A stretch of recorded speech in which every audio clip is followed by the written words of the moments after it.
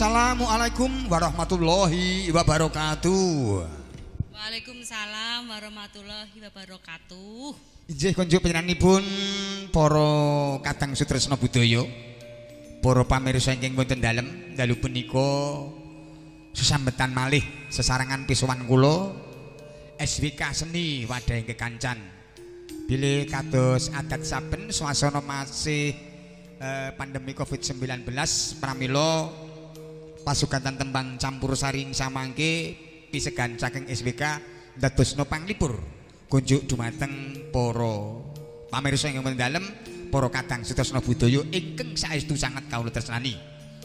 Mboten kesupen dalu punika Mbak Wiwi. Nggih Mas Kemo. Menika sampun kepareng rawuh kadang ibun awake dhewe. Oh. Kepernah sedulur enom. Nggih. Sedulur enom awake dhewe sing wis kondang kaloka ora asing meneh. Sapa Mas? Para warga masyarakat mesti tepang kalian piyambake. Cobi panjenengan dangu Mas Gareng. Monggo pun astomikipun. Menika salah setunggaling dalang wayang babat. Nggih. Oh menika to piyantune. Wilujeng dalu. Wilujeng dalu. Tole Gareng kiai sing tetep bagus lan gagah. Alhamdulillah nggih, Mbak Wiwi wilujeng dalu. Nggih, Kang Nek dalu. saderengipun kula niku ajeng matur niku kula niku rada rekaos. Kok saged? Umite gegeden. Aku carakan ya mung silian. Kok mau dicithut sik ngono dalet. Aku dicithut niku sak sirahe dadi. Pancen apa-apa kuwi arep nyambut gawe iki nek ora disiapke sadurunge. Nggih niku. Ya kaya ngene iki ning ya wis pokoke ditampa apa anane. Nggih, kula niku termasuk wong sing paling bersyukur. Kudu. Nggih. Kula niku wong sing bersyukur napa entene. Dadi iki dipatah kados pundi mangkat. Iya. Terus dikei seragam nggih mangkat. Ora dikei seragame kula tak WA kok. Kok jatahku dong ngono. Dadi tembunge piyai akeh para pentinane nek ngendikake sak cipnane dadi. Sak ciptane Ngono kuwi to, dadi. Le. Nggih. Apik Kaya ya. nek njaluk gending ngurus derek. Niku menapa gending sak ciptane dadi. Mergane apa sing protokol ya rapal. Lah nek iki ngeten Mas Gareng. Nggih. Iki aku sak kanca kula sak rencang SWK. Nggih. Matur nuwun sanget awit berkah panjenengan ngelunggaraken penggalih lan wekdal nyengkuyung kula sak rencang SWK anggenipun sami ngaturaken panglipur kunjuk para pamirsa ingkang wonten dalem lan sederek sedaya ingkang wonten ing pundi papan raten. Nggih. Nggih ingkang sepisan kula badhe aturaken menika nderek mangayu bagya. Nggih. Nggih. Awit wontenipun SWK Seni Wadhahing Kekancan menika kawula nderek bingah, nderek remen, nderek nyengkuyung wontenipun SWK awit karana para kadang-kadang seniman menika menawi dipun riset. Riset niku ngerti riset ora? Ora. Ora. Ya mudeng ra. Ora. Sampeyan pun mudeng. Riset iki ora ngerti. Ora. Aku ya bingung. Lah makane Riset menika dipun gali, dipun Leres, kupas. leres, Menika banyak sekali seniman-seniman yang mati dalam karya. Betul. Seniman pedalangan, Ya. seniman musik campur-sari, Betul. seniman kerawitan, Kerawitan. lan ugi pokokipun menika seniman-seniman pertunjukan. Menika kelangan lacak anggenipun berkarya. Awit ingkang pisan mila kula nderek bungah lan nyengkuyung wontenipun SWK menika Seni Wadhahing Kekancan menika mugi-mugi saged nyembadani menapa ingkang dados gegayuhanipun kanca-kanca Amin. seniman sekabupaten Klaten. nggih. Kahanan sing kaya mangene iki mergone para sedulur seni pekerja seni sing ora iso nyambut gawe. Nggih. Ya anane pagebluk sing durung ana kerampungan ra ngono to iki Mas Gareng. Awit karana wiwit tahun 2019. Nggih. Pandemi Covid menika asalipun saking Wuhan Cina. Oh, nggih. Saking Wuhan Cina terus merembet-merembet dugi Nuswantara. Lah menika menyebabkan kematian dan lain sebagainya. Nggih. Lajeng karena aturan pemerintah diadakan untuk PSBB. Jadi pembatasan sosial berskala besar. Mila seni-seni pertunjukan apa kemawon menika dipun ndek karena minangka pencegahan. Iya, kanggo pencegahan COVID-19. Mila kula dhewe nggih nyun sewu menawi ngraosaken kula nggih nderek lara ati kula. Lara estu. Kena dampak. Kula dhewe nggih seniman ning nggih sampun dangu kula menika mboten tanggapan pian. Ya amarga nggih mboten enten sing nimbali niku dadi. Dadi nggih. Nek ngene iki ora kok mung Mas Gareng. Nggih. Apa meneh ya wis klebu kula sing urgen Mbak Wiwi niku tenan. Dadi nek ana dawuh job ki malah digenahke, Mbak sesuk Sias napa tanggal mboten? semene pun main dereng. Genah nek dereng niku. Ah, Anggere dikon tenanan ki malah kuwi ning job tenanan ora malah ngono. Lah, Padahal diarep-arep. Pitakone meng niku. Nah. Niki batal napa mboten? Nah, Terus niki terangane jelas napa mboten niku kan kudu digenahke. Kados wontenipun SWK menika Mas Kemo Mbak Wiwit. Nggih, Mas. Saestu kula pribadi nderek pingah Lanyeng Kuyung. Awit wontenipun SWK mugi-mugi kemawon samangke saged menumbuh kembangkan potensi kanca-kanca seniman-seniman yang lain sing kepengin tampil wonten SWK. saged nggih. Mungkin saged dipun akomodir. Jadi dipun fasilitasi kangge menghidupkan kembali, urip-urip malih jiwa seni, Ngrembakake budayane ngrembakake dhewe. kembali.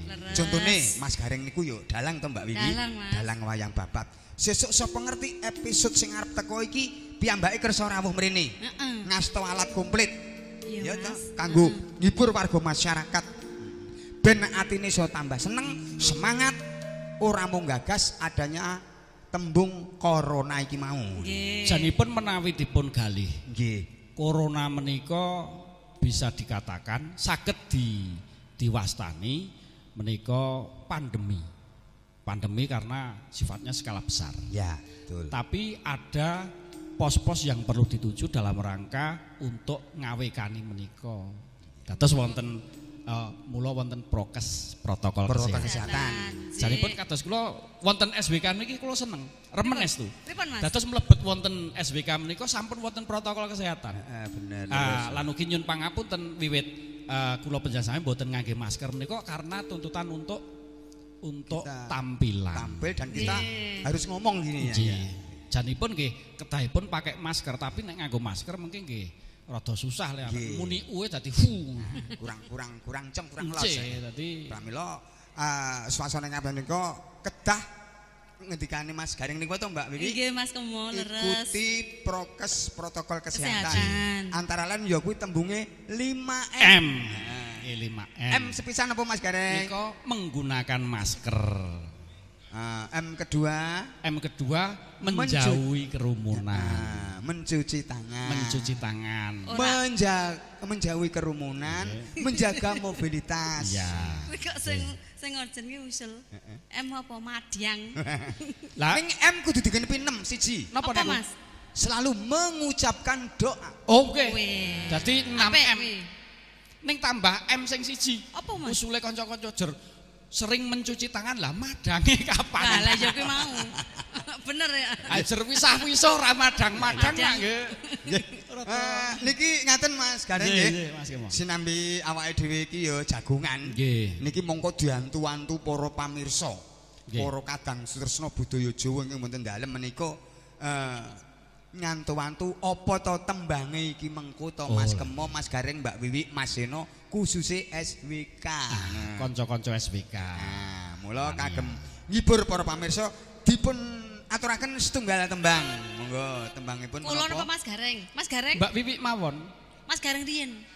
Penghormatan. Penghormatan. Nggih. Kula? Panjenengan pun Lah kok nek arep jenengan niku menghormati ket kula mlebu ya hormat kula dalan ngoten dadi kok ya perkara menghormati niku mboten kedah ngaten. Ora ya wis dilegani to Le. Ning aku yang gumun cah sakmono saiki padha ae rupane iki. Lah nggih niku Aku sanse tuwek kok Mas Sanse. kula niku wonge uripe istiqomah kok. Jenengan kok mboten ngerti istiqomah niku napa? Apa kuwi? Ajek. Dadi edan ya ajek, malah kere ya ajek nggih ngeten-ngeten Oh, niki. oh, oh, oh. Ya ning aku meleng ning lerenono to Le siji kuwi. Sing endi? Sing Edan. edan kuwi mau lho. Oh, kuwi aku wis rada mapan. Wis rada mapan. Ya mung angger ketemu Mbak Wiwi aku ki mulai rada miring-miring meneh. Wis. Ya wis.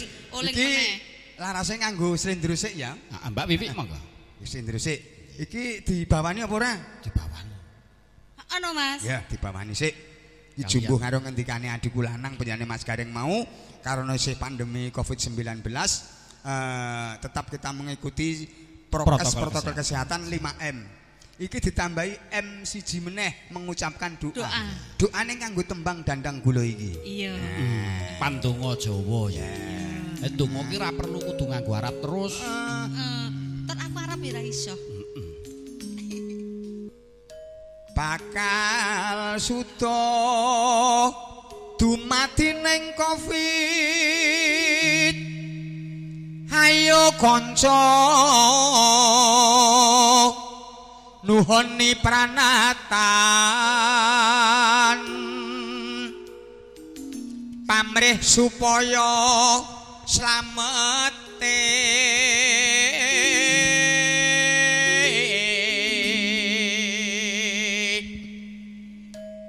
aja nglirwake srawung lan renggang lungguhe yekti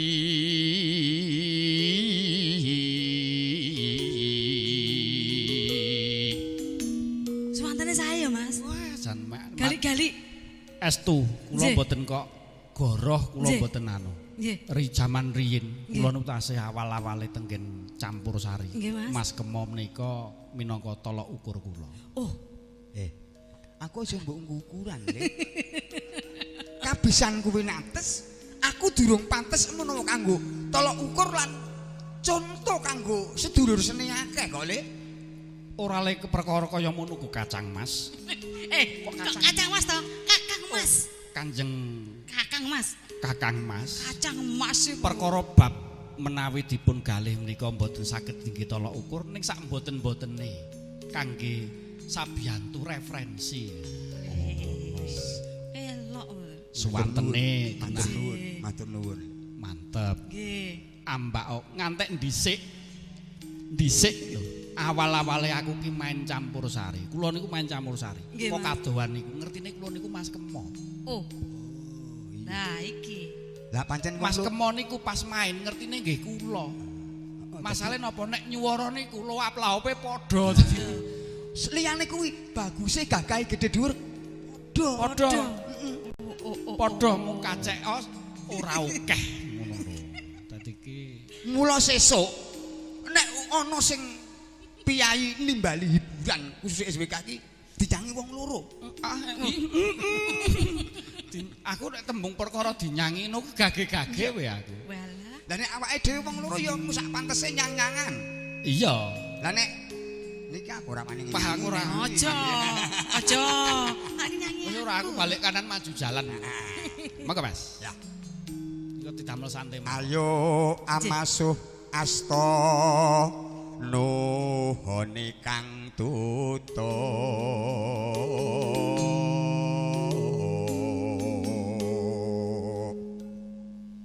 Jagaraga murih waras aja lali ndonga nyuwun marang Gusti ruwata kang korona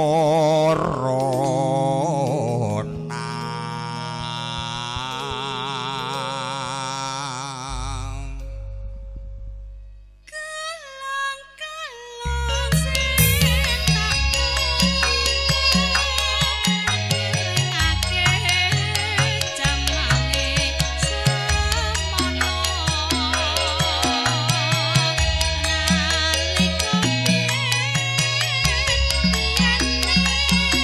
tresno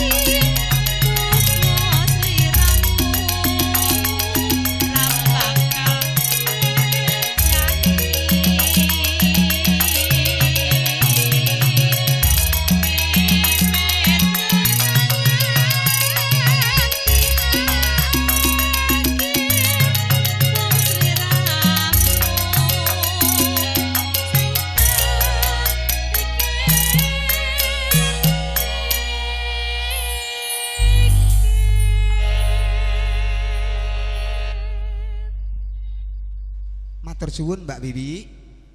Menika mau wonten setunggal tembang kunjuk dumateng para kadang sutresna budaya ugi kunjuk dumateng para pamirsa ingkang wonten dalem. Lumantar pismanipun Mbak Wiwi wonten tembangipun Gelang Kalung dadosna panglipur sawetawis. Namung ampun kesupen para pamirsa ingkang dalem monggo tansah cecaketan sekalian Rarakom Studio Channel. Lajeng wonten malih Mbak Wiwi channelipun menika SBK napa nggih? Kula nganu Wiwi Faradita. Wiwi Faradita Channel. Saged ugi New Sena Channel. Lah menika wangsul ten ngene Mas Dalang, Pak Dalang, Mas Gareng nggih. channelipun napa? Napa Mas Gareng? Di channel mboten. Nyuwun di channel mboten. Kula niku menawi channel niku kula rada bingung. Nah, nggih. Channel kula niku kathah, Mas. Walah. Nggih. Karena kula menika kan sak menika profesi kula mboten pure wonten seniman. Nggih. Terus kula menika baris kures mawon kula niku nyambut damel wonten ing salah satu bank wonten ing Surakarta. Walatan KC Surakarta, cabang Surakarta menika wonten Bank Mandiri Taspen. Terus kula menika Pasipun wonten sak menika wonten cabang Surakarta. Sabang Surakarta, nggih. Lajeng kula menika kapatah anggota pengamanan. Terus kula profesi kula sampun double. Menawi kula rumiyin kula menika pure wonten seniman, sak menika larah-larahipun ugi banyak sekali prosesnya. Lah iki salah sijining piyayi. Iya, Mas. Sing ngabehi yo nek ngene iki. Lah iya. Ya toh. Dadi piyayi seni iso. Terus pengaman si Ampun pengaman, masalah mungkin nek pengaman niku imajinasine niku banyak sekali kalau pengaman. Kalau pengamanan nggih. Pengamanan. Nggih. Jadi kalau pengaman niku Mbak Wiwi nggih kadang ngangge pengaman. Mangke sing pengaman mangke dicorem. Niki kok nganggo pengaman. Kula nganggo pengaman. Lho tegese nek tindak mangkat nyambut gawe niku nek tindak nyambut gawe otomatis kan di enten pengetere niku. Pengetere iki apa? Pengantar. Oh, kula sak nge-grab kok. Lah iya, kan otomatis menjaga keselamatan. Menjaga keselamatan. Niki Mas Gareng mulo pisan neh. Piyayine yo piyayi budaya, piyayi seni. Nggih, Mas. Terus dia juga seorang berjiwa pengamanan. Nek piyayi akeh ngarani Pak Satpam ngoten niku. Wonten ing Bank Mandiri Taspen. Mandiri Taspen Surakarta Hadiningrat. Lah saniki ngeten Mas Gareng. Nggih. Layak ratu ketemu ya, Mas. Wangsul ten tembung Mas Gareng menika seorang berjiwa seni. Seorang salah satunya berjiwa budaya. Ya. Mongko Mas Gareng menika selainipun dados pengamanan tuwin satpam ngasta pedalangan. Wah, lah iki. Pedalangan menika sinebut wayang babat ngoten. Kadosipun mekaten. Niki lara-lara pripun kok Mas Gareng nggak muncul punya ide memunculkan salah satu seni budaya winastan wayang babat. Niki ngeten nyun sewu menawi kepareng matur nggih. Awal-awalnya larah-larahipun menika kula niku nyawang kotak kabel. Kotak kabel. Nggih. Sawetawis Sik kotak kok nang kabele? lah nggih ada kabel. Oh, ngono toh. Tak kira nek kabel syuting barang ki lho termasuke ya ning kono. ya kabel mic barang kuwi to. Iya. Nika leresipun kabel syuting. Nah, lala iya. Dados kula menika pisanan. Nika sepisan kula niku buka pedalangan wayang babat nika kula niku wonten nggih wonten studio niki. Kula wonten griya Rutmati menika wonten Rarakom Studio. Nika kula pirembakan kalian kadang kula sepuh, kadang kula reda panjenenganipun Roko Mas Didi Budi Santoso, Mas Didi. Nggih Pak Dalang niki. Pak Dalang. Ing kagungan studio. Nggih. Kagungan sanggar seni Rarakom Studio. Apa jenenge aku lali? Apa, Mas? Iki jenenge Dalem Kasantosan. Ya kuwi karepe tuku kuwi to ya.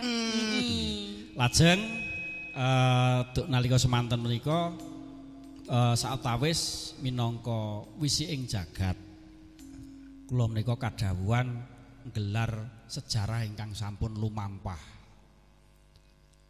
Pertama kali pertama kali iki basa apa? Pertama-tama. Ingkang sepisan kula menika nglampahaken lakon Babat Begal Lukajaya. Babat Begal Lukajaya. Nggih, nika Babat Begal Lukajaya menika babat saking tlatah Kediri. Menika nyariosaken riwayatipun Raden Sahid inggih Kanjeng Sunan Kalijaga wiwit saking Kediri ngantos dumugi nampi Wahyu Kewalian. Hebat. Sejarah zaman dulu. Iya. Para-para Kanjeng Sunan isih dirangkum kalih piyambake. Lho. Mbok yen panjenengan iki tampi job wayang ngono ki mbok yo nyangking-nyangking. Oh nggih ampun kuwatir. Sinden elek-elekne mbok yo dicangking. Ampun kuwatir. Kena nggo tuwek-tuwekan. Ampun gitu tuwekan. Lah, Kemutan panjenengan rikala tahun kepungkur. pripun Mas? Kula niku methuk jenengan niku teng isih dalem nengan. Nggih, leres. Numpak pit motor kula kalih sederek kula Triyono mayang wonten SD Jimbung 6. Oh, nggih Triyono nggih trek niku, nggih nggih nggih. Kula kan sing mayang kedua. Menawi jenengan kemutan ning kula niku asline wegah mayang. Ning karana dipeksa kula ngemuti kula niku dereng saged napa-napa ning wis kon jejak wis kula jejak. Nggih nika rencang dhisik jaman semonten ten pedalangan mriko derek-derek pedalangan kula ten. Nggih, mila kula niku sangat menghargai Mbak Wiwik menika awit kula niku tesih jaman Narayana. Dadi niki klebu senior iki. Wah, niku mboten senior. Mboten senior malih. Nganti sayamene lho. Wis ra enak, Mbak Wiwik yo isih aktif isih eksis nggone olah swara ya. Dadi sinden sing kondang sing kaluka. Nggih. Lah sakniki ngeten wangsul Mas Gareng. Nggih. Ringkesan cerita sekedhik menika kelanjutanipun sejarah Kanjeng Sunan Kalijaga lumantar wayang babat ingkang sampeyan anggit. Janipun kula mboten nganggit janipun. Nggih. Kula namung nglampahaken napa ingkang sampun lumampah. Menawi kula nganggit menika tegesipun kula niku ndamel sejarah piyambak. Oh ngaten nggih. Menawi kula ndamel sejarah. Tegesipun napa niku melanjutkan sejarah cerita. Nggih. Kula namung ngaturaken cariyos babat menika sejarah ingkang kula rangkum menika saking berbagai sumber. Berbagai sumber menika wonten saking para ahli-ahli ingkang sampun winasis. Lajeng menika wonten perjalanan ingkang boten saged dipun aturaken menawi dipun gambaraken sejarah menika wonten ingkang nyariosaken. Ingkang nyariosaken niku nggih ingkang mlampah piyambak. Terus kula menika namung saderma nyeritakake napa sing sampun kelakon. Umpaminipun manut sejarah. Nggih, manut sejarah. Kados Babat Begal Lukajaya menika kan Raden Mas Sahid nika putra Kediri lajeng katundung minggat kalian Kanjeng ramanipun awit karana wiwit lair niku sampun gadhahi keluwihan antaranipun antawisipun perjalanan hakikat perjalanan saking syariat hakikat miwah makrifatipun. Dadi ana papat iki mau tembunge ya. Iki gedhek malah meneng-meneng pinter ya. Wah. Dalang kuwi kudu ngono kuwi dadi sejarah. Iya. Sejarah sekabeh kaya sing ngendikake Mas Gareng iki mau ya kudu pas, kudu bener. Iya iki. Sejarah ya wis ngono kuwi. Mula aku ki jane kepengin kaya kono ning ora iso. Mboten mergo mboten iso, Mas. Mboten gelem ambyur. Lah aku nek ambil ora mesake Mbak Ayu mulai. Lah pripun? Aku ki mongko pirang-pirang diri tak ampet ora ambyur. Malah aku iki jen marai kon ambyur ae. Ambyur mung kampul-kampul. Nek aku ambyur ki jane ning sing tak melasi kancaku dhewe urung kenal ambyur iki. Ning niku miturut jangka ning jagat. Menawi ingkang ngorjem niku sampun wayah. Jane wayah. Wayah Slob Surya. Ayo wis wayahe ambyur kuwi ning tetep semangat. Oh nggih. Mas Marseno ya. Nggih. Iki ujube ya karo guyon karo awake dhewe ya ana tembung sing wigati. Nggih. Lajeng Mas Gareng monggo. Niki nggih kula lajengaken. Nggih, nggih. Dados pagelaran wayang babat nika ingkang sak kula ngertos. Babat nika wayang babat nika wonten wayang babat Cirebon.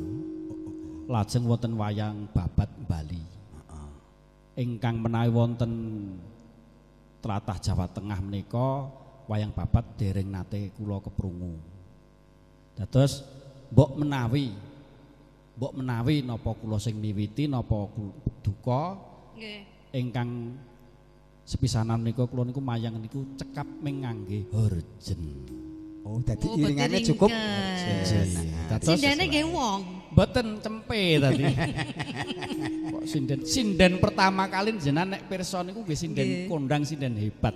Mbak Sri Manyul. Oh, niku Kula sinden pertama kali kula. nggih, adik kula wedok sing Nggih. sakniki wonten ganti warna mriku wonten gentan ganti warna. Nggih, nggih, nggih. Menika sinden kula ingkang sepisanan nggih Mbak Sri Manyul menika. Niku wau ngemuti sejarah sekedhik seni pedalangan wayang babat ingkang asring pun astop nyanipun Mas Gareng Nggih. mensejarahkan tentang para wali zaman dulu ngoten nggih. Mboten namung sejarah para wali, mboten namung para wali. lain Nika pun wayang babat nika bisa dibuat seperti lakon-lakon yang tidak pernah ada. Kados contohipun nggih. contohipun lakon Prabu Haji Pamoso. Oh, nggih, nggih. Lajeng Babat Brawijaya. Lajeng Pak Ari Kesit nika sampun mlebet anten sing wayang wonten wayang hitunganipun wayang madya. Terus wayang sak sampunipun wayang Purwa. Ngoten. Dados ingkang kula lampahaken menika kathahipun mawi lampah syariat hakikat dumugi makrifat. Nadyan to mboten kawedhar kados sanes-sanesipun nanging menika kedah dipun lampahaken menawi boten saged dipun makrifat menika boten saged dipun hakikataken mengke saged dipun syariataken.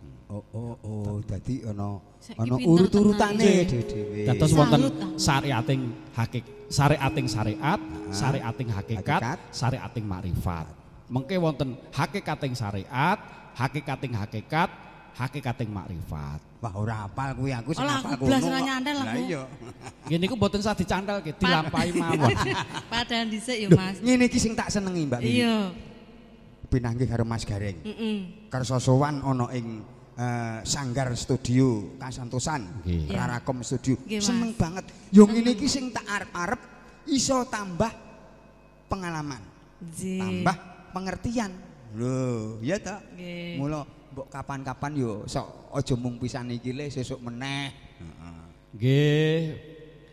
Ingkang sampun kula aturaken wonten ing ajeng, kula nderek bingah lan nyengkuyung. Wontenipun SWK menika ingkang sak lajeng-lajengipun kula badhe nderek sesarengan kanca-kanca sanadyan to kula mboten wonten ngajeng frame, mboten ngajeng kamera. Siap. Kula saged wonten wingking nderek nyengkuyung gumlaripun para kadang-kadang SWK ngawontenaken benjang mboten namung dipun live typing. Nggih.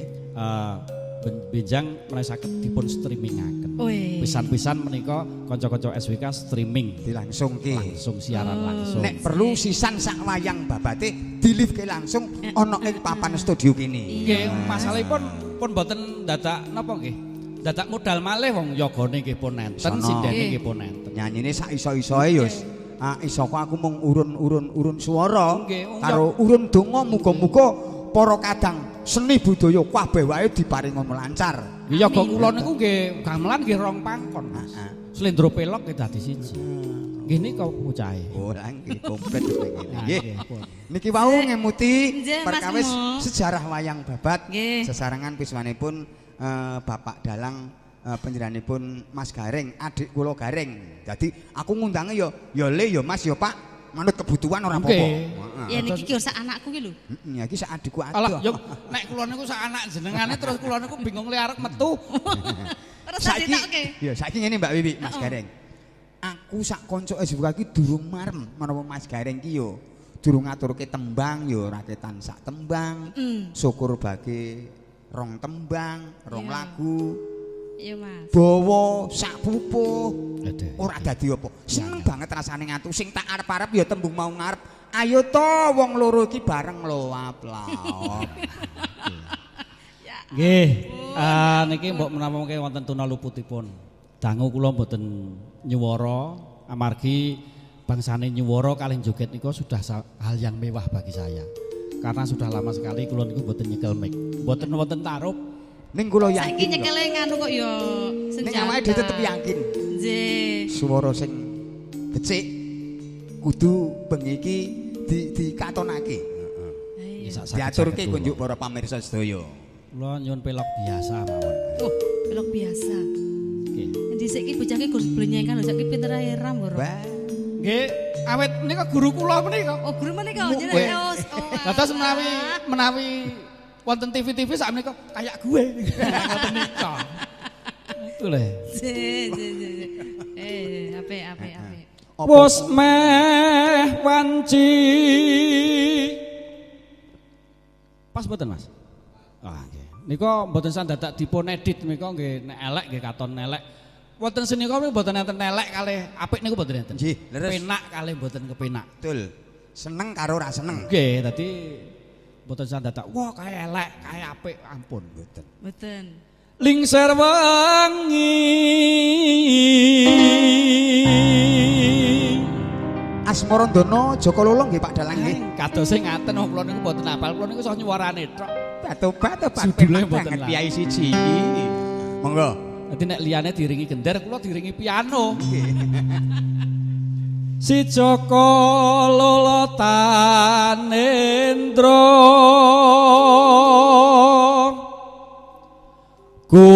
kumlundung ijen neng ngamben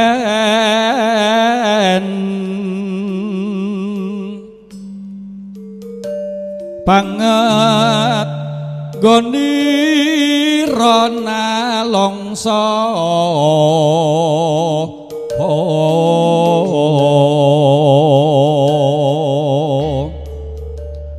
kaya tan pinilala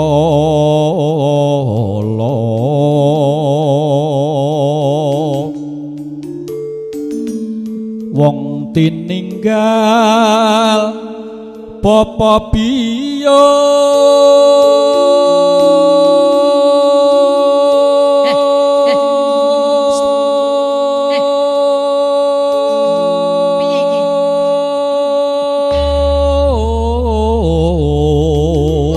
Dedekan aku.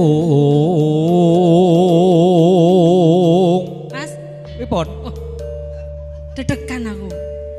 Kula niku pas napa nembangke ngoten niku. Nggih. Bapa biyung niku kula niku kemutan kalih bapak kalian mamak kula. Wong tuwa sakloron nggih. Kelingan Niku wong tuwa sampun sakarone. mancing kasedan jati. Dados Sami. sampun boten wonten. Nggih. Kula niku anak yatim piano piatu kula niku. Padha kula nggih. Kula nggih. Napa ngedeke pakupulan apa paguyuban apa pripun? Susah dadi Jaka Lolo.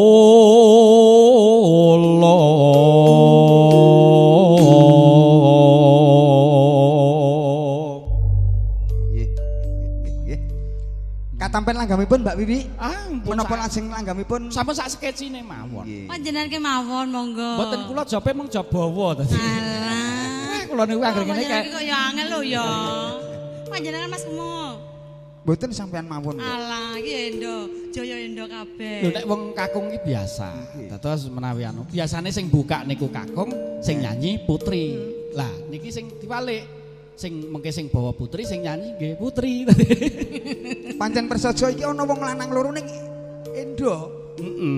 Urip. Mboten kok urik menika pada posnya masing-masing, Betul. pada kapasitasnya. Ya. Rada sing anu sithik ngono. Kayak Mas. Gue mau. Kayak Iza. Iya Mas. Pun dawaken langgam Antum Basuki. Antum Basuki nggih Nggih. kenging. Nggih. Antum Basuki. Ngoten Mas Gareng. Nggih, pun kula nderek Angsa. sak sketsine mawon. Sketsine. Nggih. Kalau Monggo. jumeneng napa lenggah? Jenengan ajeng jumeneng. Nggih. Monggo. Amit amit.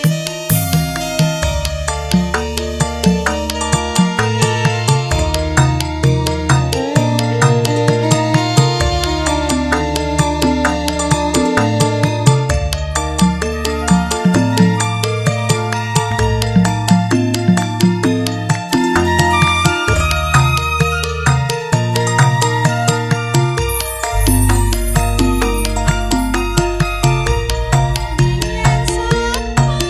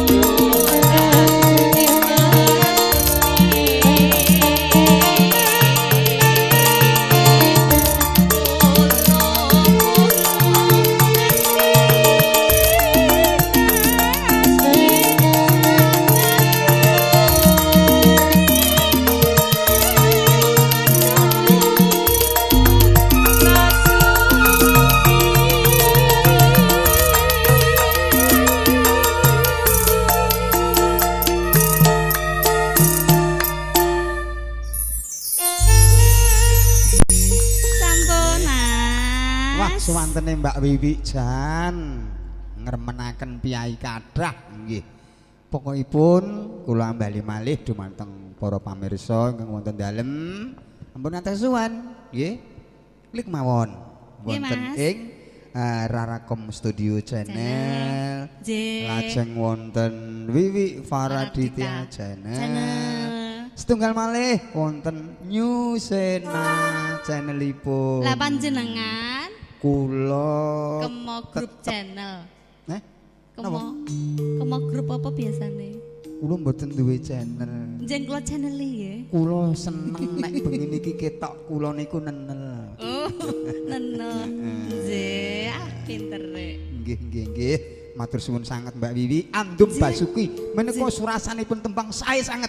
Napa nggih, Mas? Nggih. Walah. Nah, selain tembangipun menika wonten surasane apik banget. Niku nggih pituture apik banget. Kagem para pamirsa sedaya warga masyarakat ingkang dalu menika cecaketan sekalian Rarakom Studio Channel. Nggih, Mas. Iki wangsulipun ngene Pak Dalang. Nggih. Mas Ki Gareng Lebdo Carita. Janipun niku kula niku mboten diempel-empel jeneng Lebdo Carita nggih boten. Nggih. Lah, itu kok ngendi iki? Lah ning niki pancen kula sing nambahi Lebdo Carita. Tegese piyayintun sing lebdo perkara cerita khususnya pegelaran wayang babat sing diasta piyambake. Janipun ngeten Mas Kemonjen sewu. Menawi kula piyambak menika mboten seneng. Kula menika ketambahan Lebdo Carita napa anu kula mboten anu. Masalahipun bab perkawis menika kula ngungak kalian ngoco kalih githok kula piyambak. Dados ngaten. Dados menawi kula Lebdo Carita lah menika kula isin. Kula ngangge Lebdo Carita. Biasane kula niku menawi teng pakliran menika kasebut Ki Rengga Putra Ismaya. Ki Rengga Putra Ismaya. Apik lho, Mas. Heeh. Ki Rengga. Werdine Rengga menika walian antaranipun Gareng. Rengga. Putra menika wis mastani anak, Ismaya menika Semar. Tadi kita tetep padha-padhae Gareng. Nala Wigareng anake Sang Hyang Ismaya, Kiai Lurah Semar Badranaya. Gumung padha aku mau ngarep, aku ya moh le tok sebut guru, mergo aku ya ora pantes dadi guru ya. Nah, ya mung kabeh mung isone awake dhewe tukar kawruh ngeten iki Mas Dalang, Mas Gareng. Sami-sami wonten pasinal menika mboten kok iki wis dhuwur wis isih cendhek napa. Saya jero saya mlebu olahing ilmu menika saya bodho anggenipun mangertosi ilmu. Ingkang dipun wastani wong keguru, wong sinau niku ngoten niku mboten kok saya pinter mboten, saya bodho Mas. Niku sami-sami monggo. Apa meneh aku ngene iki jeneng seumuran saya aku bisa jo ngakoni Mas Gareng. Eneng iki mung sarwa lalen. Faktor U. Nika mboten faktor U. Pripun? Faktor lalen menika manusiawi. Dadi nika mboten kok niku kudu murid niku sudah senior napa wis tuwa mboten. Faktor keadaan. Nah, apa meneh keadaan sing ngene iki wah ngeres tenan. Lah iya Mas. Ning kabeh mau kudu disyukuri. Iya. Nikmati. Di balik ini pasti ada yang lebih bagus. Nggih. Ada yang lebih baik untuk kita jalani bersama-sama.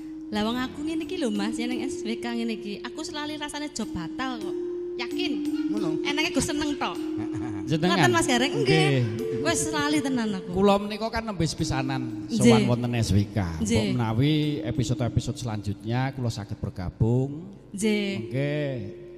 Gandeng kula menika pecinta multimedia. Nggih. Dados mboten naming kula menika wonten ngajeng frame. Nggih. Nika kula ugi sawetawis suka wonten di balik layar. Dadi pembuatan video klip, live streaming ngeten iki benjang menawi tenaga kula dipun betahaken kula siap membantu. Siap membantu. Ah iki perlu dilebokke grup iki. Mbangane dadi jateng dhewe. Kudu. Nah, sing penting kula ampun grup begal ngoten mawon.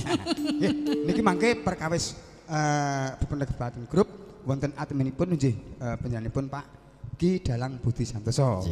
Wangsul ten perkawis wayang babat dados lelampahan wayang babat menika antaran wonten menapa kemawon Mas Ki Dalang Renggo Putra Ismaya. Nika nyun sewu. Sawetawis kula niku nyawang niku sempur wengi ireng-ireng. Sebabipun Napa niku? Atawis merganipun niku wonten hal-hal ingkang marai giduh dadi. Mila kula tak konsentrasi rumiyin. Nah niku ketah ngangge ngoten niku. Ha iya wong anak Ismaya ki aku percaya. Nggih ning jenengan mboten memahami napa sing dados atur kula. Ning niki ketah kula aturaken. Napa niku? Niku wonten saitoni rajim.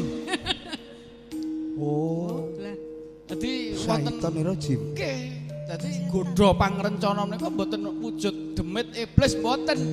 Kanca menika saged dadi godha rencana. waduh. Wah. Dadi rombongane awake dhewe kene sing dapane iblis lho kuwi. Iki mau meh ngunekne ngono. Puter balik sih. Entek-entekane karo ngono kuwi ta. Nggih menika anu. Antem napa? iki kok. Ampun diantemi. Mungkin nek sing antemi, ayo sareng-sareng antemi. Niki ngaten, wangsul Nggih. niku nambe nggih geguyon mawon. Cerita wayang babat. Heeh, nggih nggih. Nika criyos wayang babat ingkang sampun kula lampahaken menika ingkang pisan nika kula sampun nglampahaken Begal Lukajaya. Nggih. Babat Sunan Kalijaga, lajeng babat Pati, babat Saridin, Syekh Jangkung, ugi sampun kula mengadopsi cerita saking wayang gedhog. Amargi wayang niku kan kathah sanget. Ya. Nika wonten Jaka Blua. Kula mendhet lampahan teken Wuluh Gading. Wah, iki sing nggon teken Wuluh Gading aku rada cocok. Aku ra Aku mudeng. ki terus kelingan aku ki tenan. Angger arep mangkat nyambut gawe. Heeh. Cekelanku ya mung teken, mesti Mbak Ayumu ki pokoke cepet-cepet nyiapke teken kuwi mau. Wele. Tembunge ngene, teken. Heeh. Teteken kanthi tekun. Nah. Bakal ketekan sediamu. Oh. Ora kok teken-tekene. Tak yo teken kae. Mula nggo dimidhangetke. Tembung teken saking sabdanipun Mas Ki Renggo Putra Ismaya. Oh iya. Iya aku malah kok nek kowe ketrum ya. Dadi lire ngeten.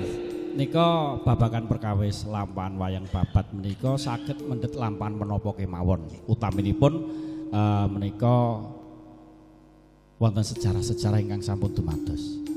Lah riyen nate kula nglampahaken babat dumadining Sendang Bulus Jimbung. Nika sampun kula lampahaken amargi kala rumiyin wonten ingkang mundhut Mas mbok lakon sing daerah kene Mas. Contone ya wis Bayat utawa Klaten. Nggih. Lajeng benjang menika ingkang dereng saged kecakup nika kula benjang menika badhe kepengin nglampahaken babat Padangaran. Oh, Sunan Padangaran iki. Nggih. Dados wiwit saking Semarang Ya. nika dumugi Klaten nika wonten lampahipun sakjanipun. Wonten lampah-lampah lah menika mbok menawi mengke ingkang kula lampahaken menika benten kalian napa radi benten kalian cerita-cerita sejarah ingkang sampun kaserat. Nah nika amargi kula nglampahaken nggih saking aran ingkang mlampah dados Dadi apa anane kene? Apa anane ngene. Dadi mboten kok kula ndamel sejarah piyambak mboten kula mboten wantun. Leres. Ning nyun sewu ing mangke kula ginderek mugi wonten panyaruwe saking para kadang-kadang babakan pedalangan utaminipun pedalangan wonten wayang-wayang tradisi kados wayang madya napa wayang gedhog wayang sanes-sanesipun amargi wayang babat nika mbok menawi boten wonten tenggen silsilah pewayangan ingkang sampun dumados mekaten. Ceritane iki tak rasane kaya cerita ketoprak barang ngono iso digawe lakon lumantar wayang babat iki ya Mbak Wi ya. Kula nate niku nyambung kalian pengendikan panjenengan Kang Mas. Kula nate dipun suweni lampahan Sri Uning. Oh, iku ya ya. Niku kula nate nglampahaken ngeliraken lampahan Sri Uning niku dipun wayangaken. Lajeng wonten Joko Tingkir. Sultan Hadiwijaya Babat Alas Mentaok. Lajeng dumadining Mataram niku nggih wonten. Lah niku wonten cerita-cerita ingkang mbok menawi wonten sambung rapetipun kalian kisah Mahabharata. Iya.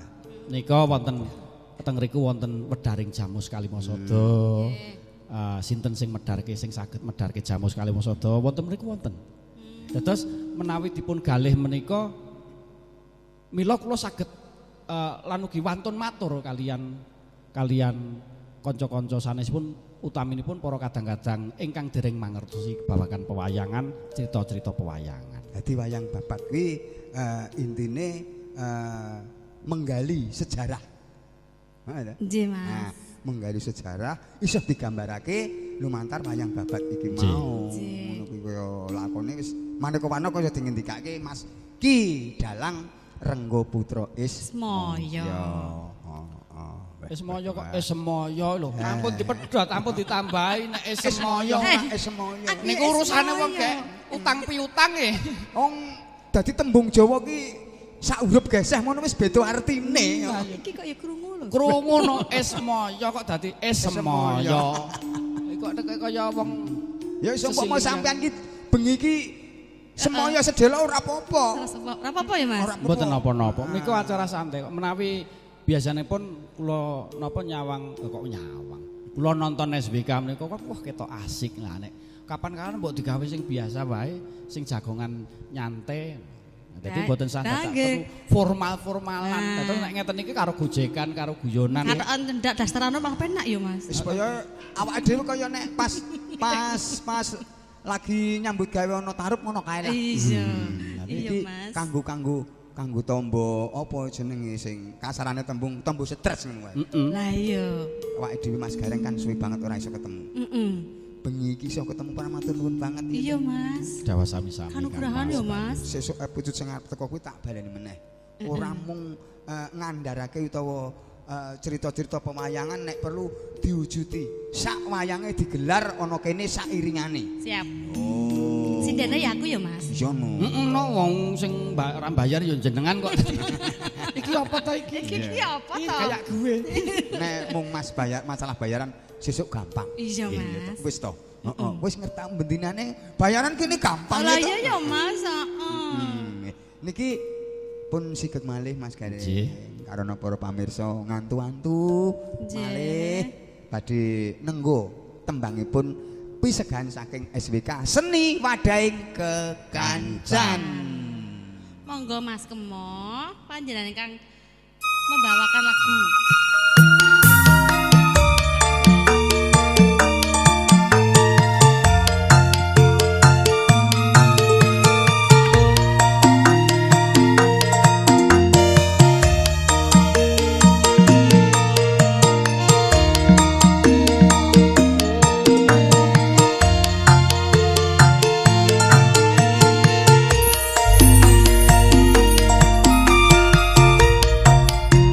Zaman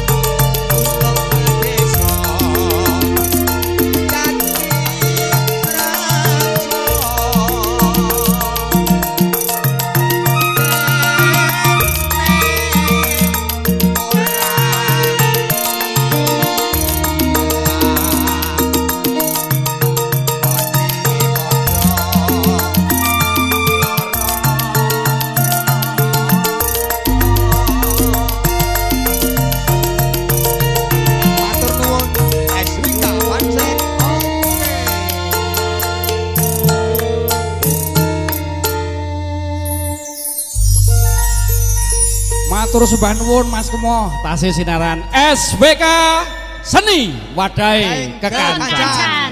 Iki diwalik dadi iki akan kono kan sing nyanyi ta ya sing dadi host aku.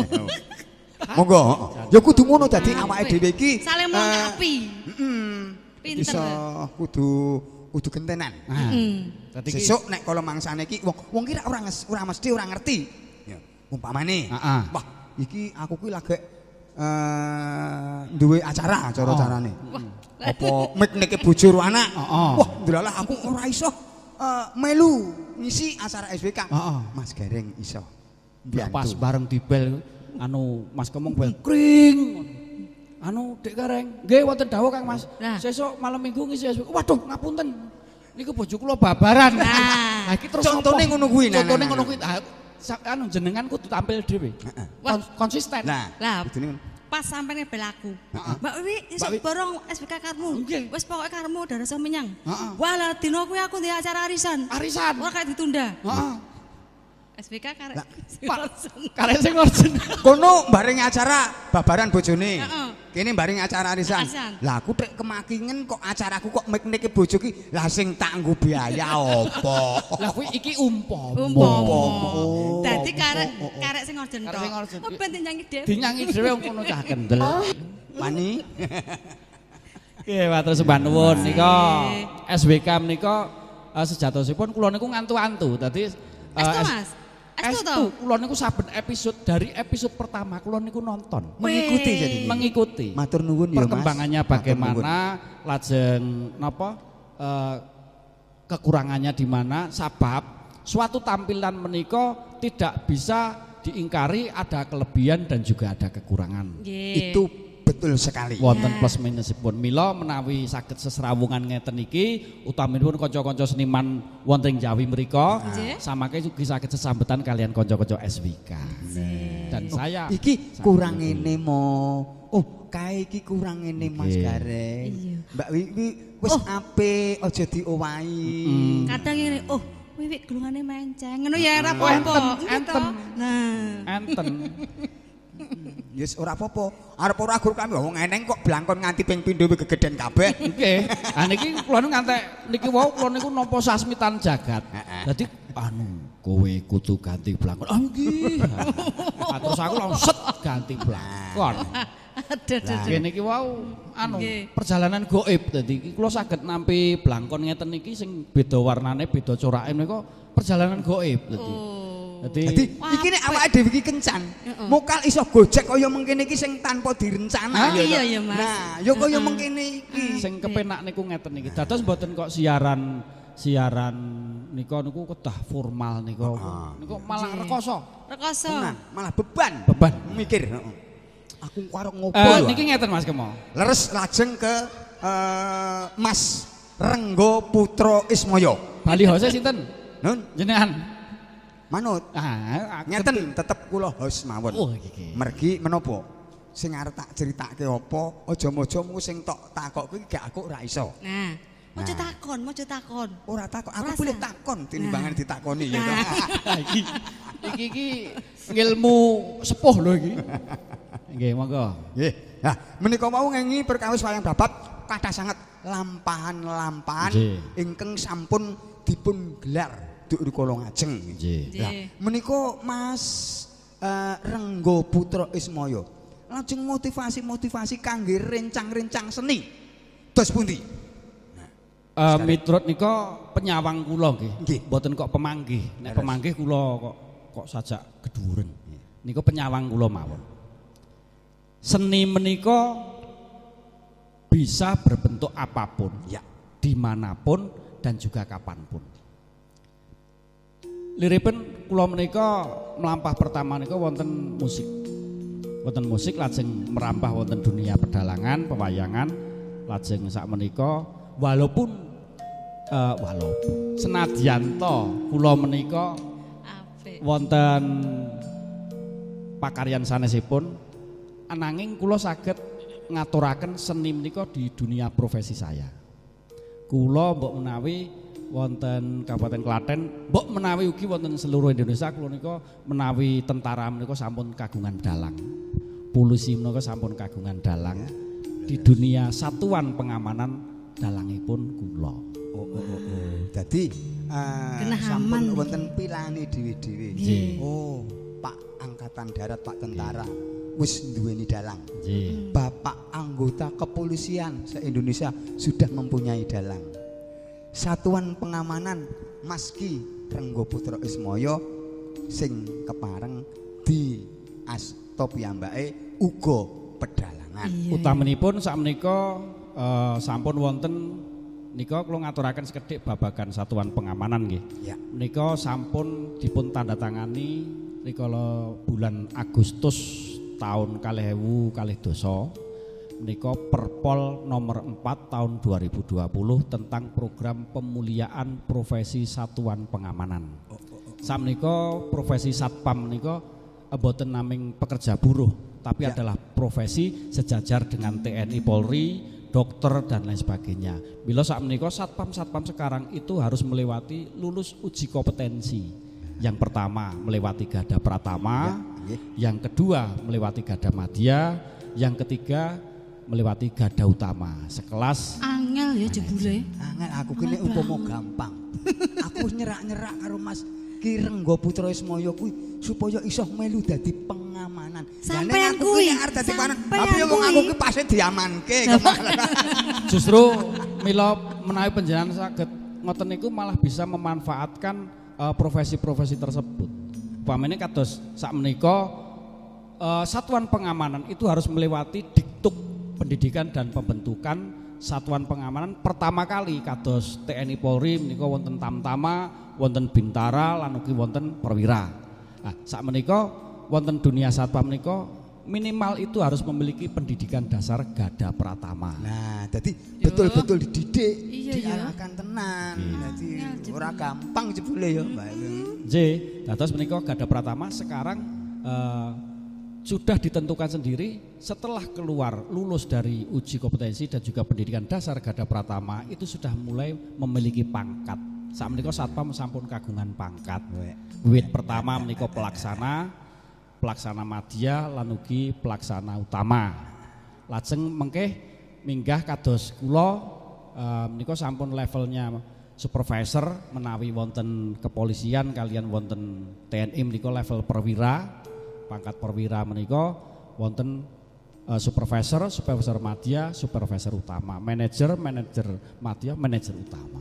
Dados sampun ditentukan tingkat kepangkatannya. Gaji juga akan mengikuti pangkat. Jadi menyesuaikan.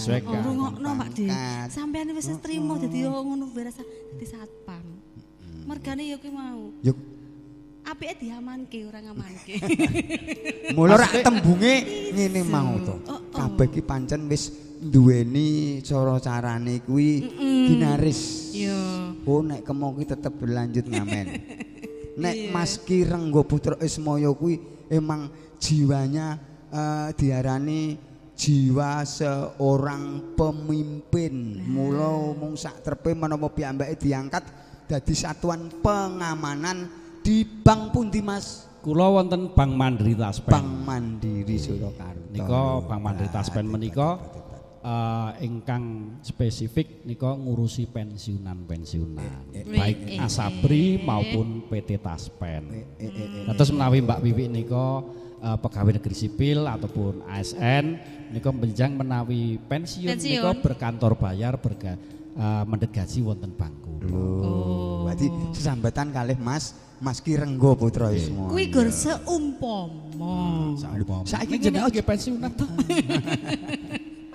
Saiki ngene, sapa ngerti wong awake dhewe iki ora pegawe muni anak-anake dhewe? Iya ya Mas.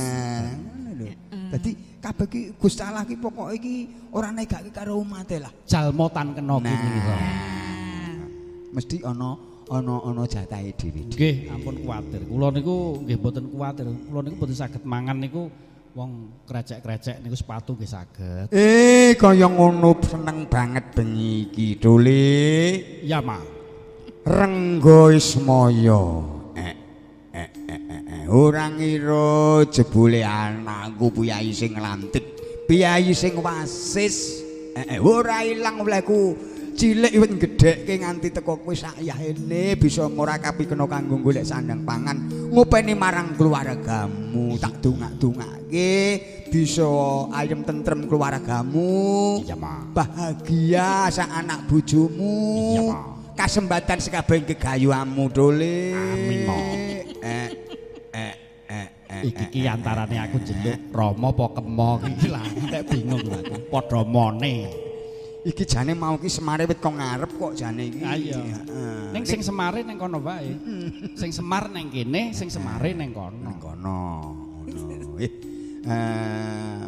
Mbak Wiwi Nggih Mas Kemo. iki mau nggodhok wedang ora to kok iki Ora gasentek. iki mesakno tamune iki Pak Dalang ki Renggo Putra Ismaya ya ning ampun kuwatir kula mbok menawi benten kalian ingkang sami ngasta ringgit sanes-sanesipun biasane menawi dalang menika nunjukanipun mesti ingkang benter-benter wedang jeruk wedang jahe nah kula mboten Napa? kula es teh Lha iki. menawi mboten pitados menika rencang kula nyambut damel es teh dadi kula niku ujut-ujut es dadi lah Pak Seno ngesake es teh apa es jeruk apa Ah niku teh celup. iya pancen iki sing diarep-arep pokoke ndang Ditubruk. nubruk ning kula nderek memuji mugi-mugi samangke wangsul malih SWK menika saged punya tempat di hati masyarakat. Karena kedepannya saya yakin SWK menika badhe wonten program-program ingkang lebih ada progres, ada kemajuan. Ya. Betul sekali. Napa melih dalu niki ya Mbak Wiwi disengkuyung karo panjenengane Mas Ki Renggo Putra Ismaya. Nggih. Biyayine yo kreatif, biayi wasis, pengalamane akeh. Mula kuwi tak jaluk sepisan maneh. Sengkuyungen aku sak kanca SWK nut marang longgar wektu lan penggalih mulih. Iya, oh, ya dak. Dadi aja mung iki tok. Nek kula niku mboten kalih Mas Kemo, kalih kanca-kanca utaminipun kalian Mas Budi Santoso Ki Santoso. Nika kula mboten tiyang sanes bebrayan. Ya. Nika sampun mboten kok kula nganggep nika pancen keluarga kula piyambak. Kados panjenengan, Mbak Wiwi, Mas Warsino, Mas Didi, Mas Budi Santoso menika pancen keluarga kula piyambak. Dados enten bot repotin apa sak saged-saged kula nyengkuyung. Ayo, bareng-bareng. Ya gur welingku sok pethuk ning dalan aku sok ruwono ya. Alah. Kula niku nek ngrebukan masalah nggen aruh-aruh niku nek kula niku nek lara ati malah. Jenengan nek pirsa nggo kacamata ireng, ya to nganggo rok semene iki. Lah mung turut pasar Seban dilurui Mbak Wiwi gayane ngono ki apa ya karo mencet. Ora kuwi dudu aku kuwi. Lah sinten? As tanggoku. Masuk tangga kok plek. Nggih, niku Mas Kemo. Terus pengangkah kula napa ingkang kula saged samangke saged dipun karyakaken wonten ing SWK. Amin. Muga-muga SWK kanthi panyengkuyung pambiyantu pambudidaya saking biyanipun Mas Ki Renggo Putra Ismaya bisa ndayani SWK wiwit saiki ngantos sakteruse bisa luwih ngrembaka. Nggih, anjaying bawana. Bawana dipun remeni piyayake ingkang wonten pundi kemawon lah. Ning niki kula yakin pamirsa nika bingung iki jane iki rembukane temane apa. Nika temane apa-apa wonten dadi iki. Dadi ampun tekon nggih, ampun tekon temane apa. Leres niki enten napa-napa. Betul. Dadi semuanya bisa-bisa dicakup. Nggih. Mung sing siji sing mboten enten napa-napane teng mriki niku mboten dereng enten napa-napane. Nggih. Ngeten Mas Ki Dalang Renggo Putra Ismaya labet kabur bodening wekdal swasana ingkang winates. Nggih. Pramila saking menika saderengipun nyuwun pamit menika Mbak Wiwi kersanipun nembang malih menika mawon bintang tamunipun. Menika mawon. Nggih. Monggo Yayi. Oh kula. Tak jeluk Yayi wong sak anakku. Monggo Yayi. Mbak Wiwi monggo. Mas Dalang ki Renggo Putra Ismaya. Aku ki nek dijeluk sak anake iki mikir. Adi aja anak to. Lek ku pengen ngedrot. Nggih. Kadange nom dhewe, heeh. Nggih, matur sembah nuwun. Kula meneng-meneng nggih sampun 45 taun. Oh. Cecek tuwek aku. Cecek tuwek aku. Nggih, berarti sing tuwek berarti njesuk disike jenengan. Ayo aja sih. Maksudnya dhisik munggah kaji kok. Oh, amin amin. Heeh. Amin. Amin. Amin. Menawi ngoten kala wau dibuka slendro to ya. Nggih. Kula badhe ngaturaken slendro ingkang dangu kula mboten nyanyos menika. Nyanyi siapa? Nyanyos ki nyanyi. Oh, lha nek ngono. Iki basane wong sing nggih ngoten nika, nyanyi ki dadi nyanyos. Kula nyuwun bengawan sore mawon. Bengawan sore, monggo. Anggitanipun Mas almarhum Ki Mantos Gunung Kidul Handayani. Almarhum Pak Mantos. Ya, monggo. Apa tak jumenengke? Ampun. Pun mengke ditunggu nak jumeneng dhewe. Oh lah nggih. Nggih, pitados kula nggih. Pirawan. Ampun niru kaya aku iki. Piye? Ora gelem meren jumeneng terus. Ampun kados sing ngorsen. Lah pripun? Mbok ditunggono nganti apa ora jumeneng. Jaja ora iso. Mboten saged. Niku sampun mboten saged ngalor. Anakku kaya semangat-semangate kok. Ketol-ketole. Monggo Kakang Mas.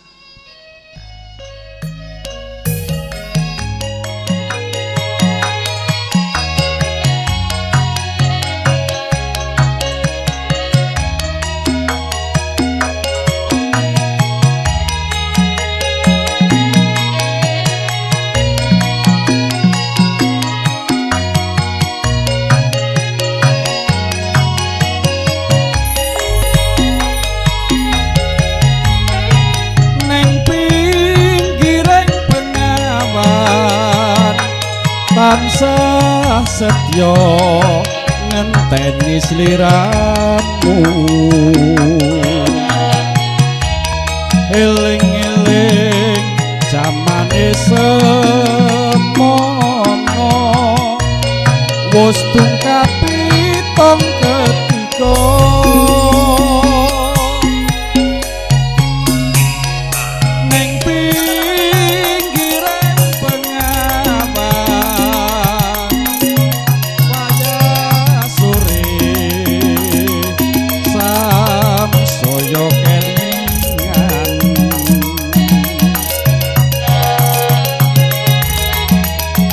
prasetyo ing janji kang suci neng lair terus sing ati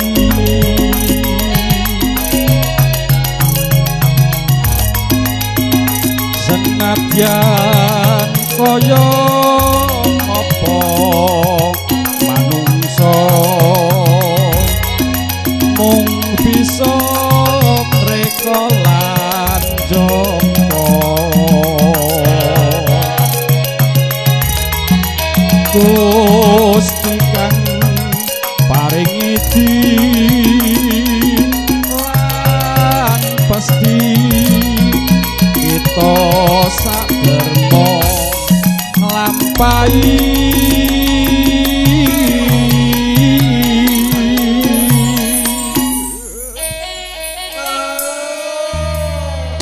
niku dangurang koke gamelan iki mlebu pisane merucut dadi. Nggih masalah nggih dereng jumeneng niku wau kok. Ora apa-apa wong nyet kabeh iki mung sak pase ana kesandunge jegluk iku wis sipating titah kok nggih. Ampun di anu lho geguyu lho. Kesandung. Lah niku apa napa nggih kosakata yang belum pernah berkeluar itu iya lah nggih niku to kesandung jegluk iki sepinten Mas ngene jumeneng kaya aku wis ora kesandung jegluk ya neng pinggiring bengawan wayah sore samsaya kelingan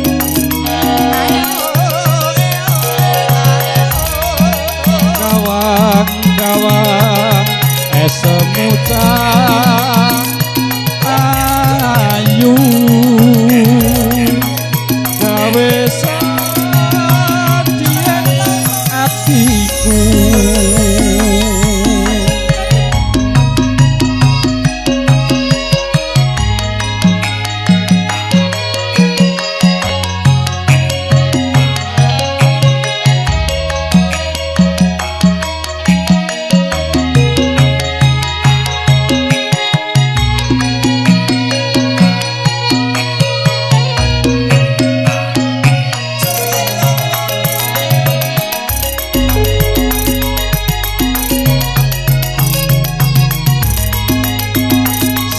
senadyan kaya ngopo manungsa mung bisa mreka lan jangka Gusti kang paring ngiti lan pesti kita saderma nglampahi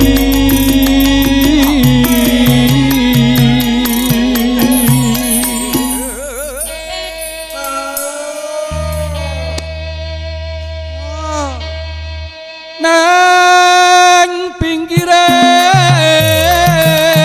pengawan wayah sore samsaya kelingan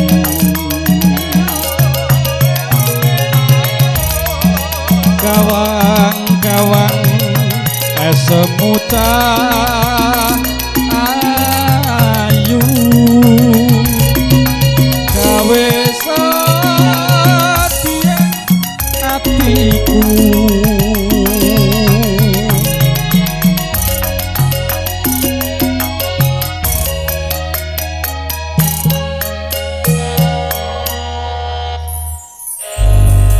ngatur sembah nuwun Mas Kemo Mbak Wiwi Nggih Mas Gareng. ngaten Mas Ki Dalang Renggo Putra Ismaya Nggih. kula ngambali atur malih rencang-rencang SWK Seni Wadang Kekancan Nggih. ngaturaken sanget agung matur nuwun awit pambiyantu Sama-sama. panyengkuyung Nggih. panjenengan dalu punika mugi tansah adamel sukurna sedaya para pamirsa ingkang wonten dalem para kadang sutresna budaya ingkang wonten papan pundi kemawon lan ugi sekedhik kula nderek ngaturaken Nggih. kagem kanca-kanca seniman Kabupaten Klaten utaminipun ampun patah semangat ngingeti pandemi Covid menika tetap berkarya dan juga tetap jaga kesehatan laksanakan protokol kesehatan kesehatan 6M. ya salam sehat buat semua warga masyarakat Indonesia khususnya Jangan lupa klik like, komen, subscribe Rarakom channel SWK tentunya. nggih seni Wadaing Kekancan. sanes sedaya saged sambungan malih sedaya kekirangan kalepatan kula sak rencang nyuwun agung samudra panjenengan akhirul kalam wassalamualaikum warahmatullahi wabarakatuh nuwun